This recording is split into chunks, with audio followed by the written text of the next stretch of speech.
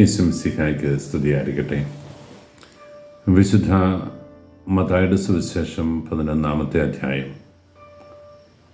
7 മുതൽ 15 വരെയുള്ള തിരുവചന ഭാഗം. സ്നാപക യോഹന്നാനെ കാലങ്ങൾക്ക് ശേഷം ഈശോ ജനത്തിൻ്റെ മുമ്പിൽ അദ്ദേഹം നിറവേറ്റിയിരുന്ന ഉത്തരവാദിത്വത്തിൻ്റെ റോളിൻ്റെ പശ്ചാത്തലത്തിൽ വ്യാഖ്യാനിച്ചു കൊടുക്കുകയാണ്.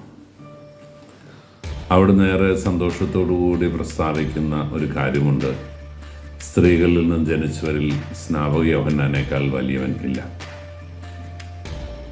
ഒരു മനുഷ്യൻ എന്ന നിലയിൽ, പ്രവാചകൻ എന്ന നിലയിൽ ഏറ്റവും ഉത്തരവാദിത്വ ബോധത്തോടെ, ഏറ്റവും കാര്യകാരണ പ്രസക്തിയോടെ തൻ്റെ ഉത്തരവാദിത്വങ്ങൾ നിറവേറ്റി കടന്നുപോയവൻ എന്ന നിലയിൽ യേശു സ്നാപകന് കൊടുക്കുന്ന വില ഒരുപാട് വലുതാണ്.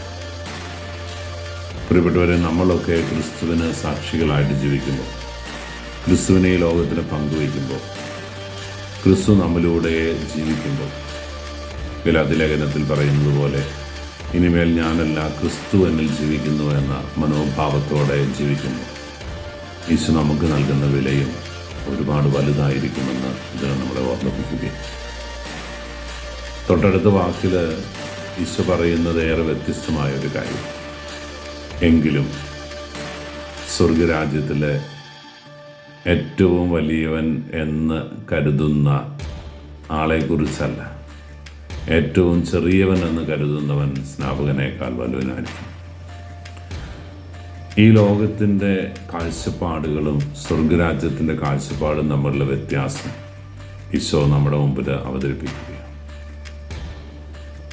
ദൈവം ആഗ്രഹിക്കുന്ന പ്രവൃത്തികൾ ചെയ്യുന്നവൻ, ദൈവത്തിൻ്റെ തിരുവിഷ്ടം നിറവേറ്റുന്നു, ദൈവമായി ദൈവത്തിൽ ജീവിക്കുന്നു. ആ ഒരു മനോഭാവം ഉൾക്കൊള്ളാൻ തയ്യാറാകുന്നവർക്ക് സ്നാപകനേക്കാൾ വലിയ സ്ഥാനം ഈശോ സ്വർഗരാജ്യത്തിൽ കൽപ്പിച്ചറിഞ്ഞില്ല. അവിടെ അവകാശങ്ങളില്ല, അവിടെ അധികാരങ്ങൾ ഇല്ല, അവിടെ മുൻഗണനകളും പിൻഗണനകളുമില്ല. ദൈവത്തോട് ചേർന്നിരിക്കുന്നവരെല്ലാം ദൈവരാജ്യത്തിലെ വലിയവനാണ്.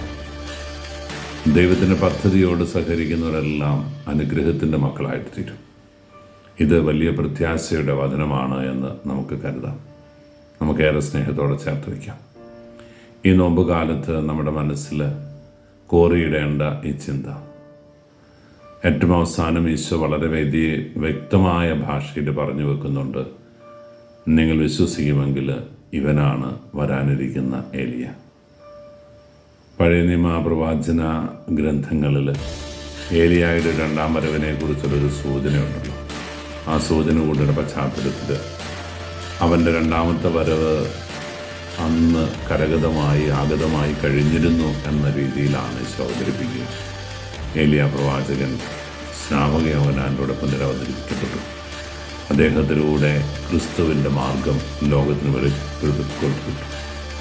ആ നന്മയിൽ, പുണ്യത്തിൽ, വിശുദ്ധിയിൽ ജീവിക്കാൻ നമുക്കെല്ലാവർക്കും സാധിക്കട്ടെ എന്ന് ആഗ്രഹിക്കുകയും പ്രാർത്ഥിക്കുകയും ചെയ്യാം. നമ്മുടെ കൊച്ചു ജീവിതങ്ങളിൽ കഴിയും വിധത്തിൽ അവരനെ ചേർത്ത് പിടിക്കാനും ദൈവത്തിൻ്റെ ദർവേഷം നിറവേറ്റുവാനും നമുക്ക് സാധിക്കട്ടെ. ഈശോ അനുഗ്രഹിക്കട്ടെ. കർത്താവ് മിശിഹായുടെ കൃപയും പിതാവായ ദൈവത്തിൻ്റെ സ്നേഹവും പരിശുദ്ധാരൂപിയുടെ സഹവാസവും നാം എല്ലാവരും കൂടി ഉണ്ടായിരിക്കട്ടെ, ഇപ്പോഴും എപ്പോഴും എന്നേക്കും. ആമേൻ.